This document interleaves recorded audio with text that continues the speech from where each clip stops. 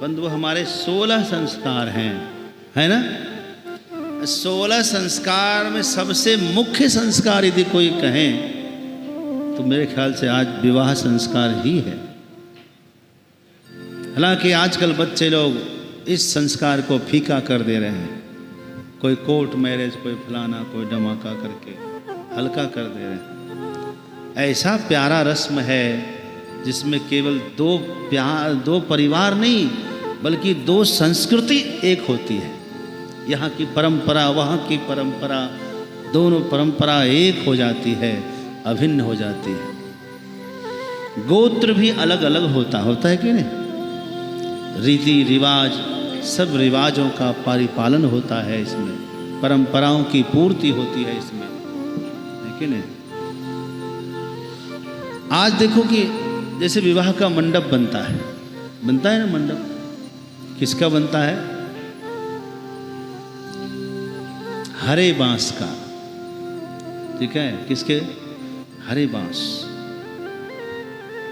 बांस जो होता है, बांस का ही मंडप क्यों बनता है? क्योंकि बांस सबसे लंबा होता है और ऊपर से झुक जाता है। इतना लंबा है फिर भी वो झुका रहता है। बांस संकेत देता है आप लंबा होइए, ऊंचा उठिए, लेकिन झुके रहिए। हरे बांस जो होता है वो नॉन कंडक्टर होता है। जो बिजली होती है ना, एक होता है सुचालक, है ना। तो जो विद्युत आकाश से गिरती बिजली ना, वो आकाशीय बिजली, जब हरे बांस का मंडप बनाते हैं, ये सुचालक होने से इस मंडप के अंदर बिजली कभी नहीं गिर सकती। ये उसका तात्पर्य होता है। मंडप के अंदर बैठे हुए दुल्हा दुल्हन सुरक्षित हो जाएं, यह उसका तात्पर्य होता है। हाँ, मंडप में हल होता है, हल रहता है। हल क्यों? ये उद्यम का, ये उद्योग का प्रतीक है। आपको अब उद्योग करना है। हमारा देश कृषि प्रधान देश है, तो हल सबसे अच्छा उद्यम का प्रतीक है, उद्योग का प्रतीक है। और इसी हल के नोक से हमारी किशोरी जी प्रकट हुई थी, माता सीता प्रकट हुई थी। और सील लोढ़ा रखते हैं वहाँ, उस पे से लोढ़े को हटाता कौन है? दूल्हा। यानी कन्या के जीवन में विपत्ति कितनी भी आए, सारी विपत्ति को हटाने की जिम्मेदारी होती है वर की। हाँ, एक एक चीज इसका बड़ा महत्वपूर्ण होता है। विवाह में आप देखेंगे चक्की होती है, चक्की में 2 पाटा होता है, एक ही कील होता है, एक ही कीले से दोनों लगा होता है।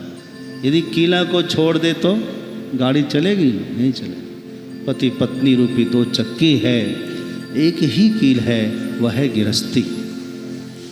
हम तो कहते हैं वो कील है, वो खूंटा है भगवान ईश्वर। जिस देवता को साक्षी मानकर आप विवाह रस्में पूरी करते हैं, वह देवता ही कील है। उसी के आधार करके दोनों पति पत्नी का पूरा गृहस्थी का जीवन चलता है। तो एक चक्की जो है पति है, एक चक्की पत्नी है। दोनों को कीले से लगा रहना चाहिए, धर्म रूपी कीला को छोड़ना न चाहिए। धर्म का कभी उल्लंघन नहीं होना चाहिए। धर्म ही तो प्राण है, धर्म को कभी आप छोड़ नहीं सकते। इसलिए धर्म रूपी कीला को धारण करे रहना चाहिए। और हर एक चीज उसमें है, उखल है, ये घर गृहस्थी है कि नहीं। चोट तो लगेगी, दर्द होगा, लेकिन उसी से काम भी आगे बढ़ेगा। कष्ट सह करके भी गृहस्थी को निभाना चाहिए।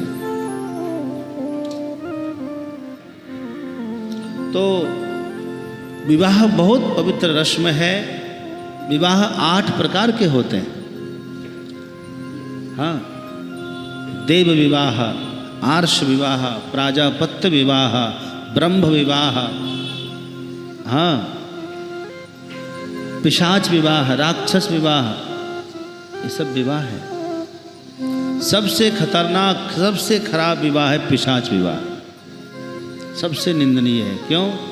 इसमें कन्या को धोखे में रखकर उससे विवाह किया जाता है, उसको बेहोश करके, चाहे पहले उसको गर्भवती करते हैं, फिर मजबूरी उससे विवाह कराते हैं।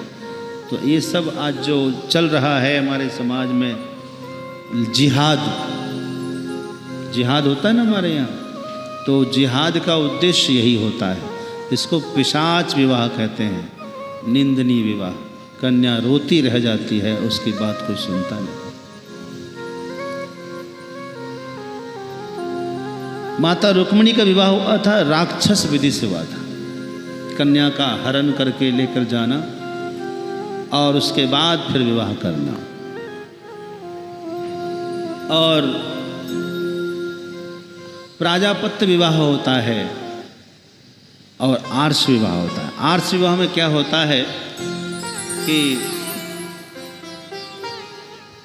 दो गाय कन्या के पिता को दान में देकर फिर कन्या लेना चाहिए, ये आर्ष विवाह। प्राजापत्य विवाह जो आप लोग करते हैं, लड़की पक्ष लड़का पक्ष दोनों मिल करके फिर कुंडली मिलाते हैं, फिर विधि विधान से करते हैं, यह है प्राजापत्य विवाह। देव विवाह वो है जो देव कार्य संपादन करने के लिए विवाह होता है। जैसे यज्ञ करना है, तो पत्नी है नहीं, यज्ञ में कैसे बैठेगा, तो उसका विवाह करवाओ, तब जो विवाह होता है इसको कहते हैं देव विवाह। ऐसे ही है ब्रह्म विवाह। ब्रह्म विवाह में जो होता है, ये मतलब घर के पूर्वजों ने कह दिया और सब कुछ कर दिया, न लड़का से पूछा गया और न लड़की से पूछा गया। यह भी विवाह होता था पहले, होता था ना पहले। और फिर है गंधर्व विवाह। पति पत्नी अपनी पसंद से विवाह करते हैं, उसको कहते हैं गंधर्व विवाह। लेकिन सबसे अच्छा है प्राजापत्य विवाह, जो सब कोई चलन में हमारा है।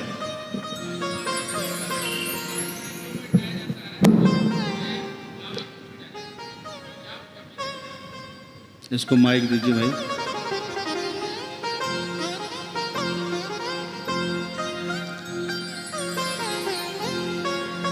हाँ, जल्दी से।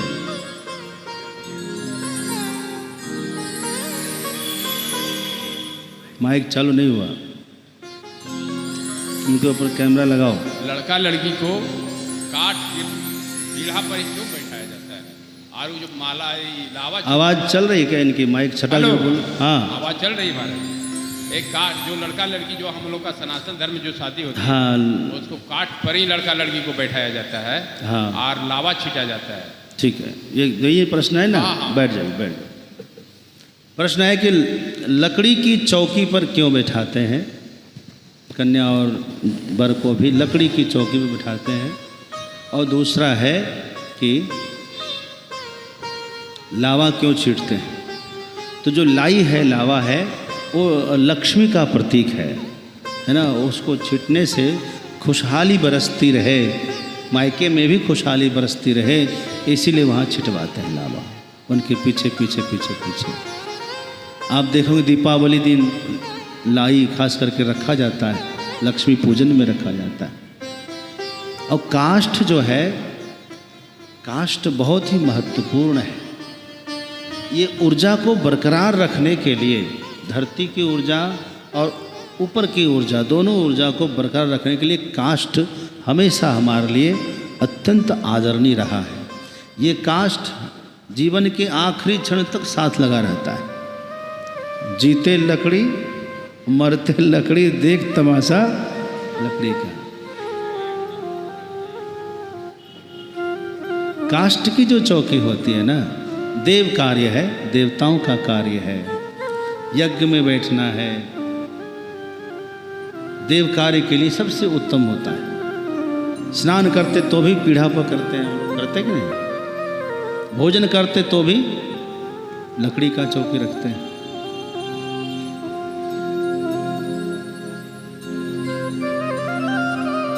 ठीक है, फिर चर्चा होगी, फिर चर्चा होगी। कुछ और तात्पर्य होगा, कोई दिक्कत नहीं होगा।